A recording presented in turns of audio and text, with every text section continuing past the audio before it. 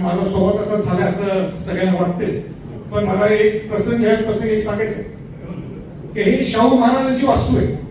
शाहू महाराजांनी आपल्यासाठी, कोल्हापूरकरांसाठी, महाराष्ट्रासाठी, पूर्ण परदेशात फिरायला गेले, मौज मस्तीसाठी गेले नाही.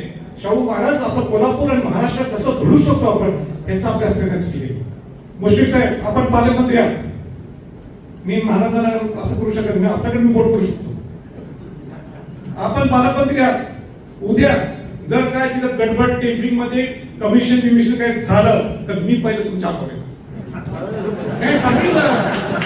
आपण पालकमंत्री आहात, अजिबात चालणार नाही आम्हाला, बाकीचे तिथे घेणं नाही आम्हाला. ही शाहू महाराजांची वास्तू आहे. शिवाजी महाराजांच्या विचाराने शाहू महाराजांनी हे सगळं उभा केले आणि आम्हाला देतात. आपलं एवढं शेवटचं म्हणणं आहे, रायगड प्राधिकरणामध्ये सुद्धा हक्काने अधिकार करतो, हीच माझी नाही.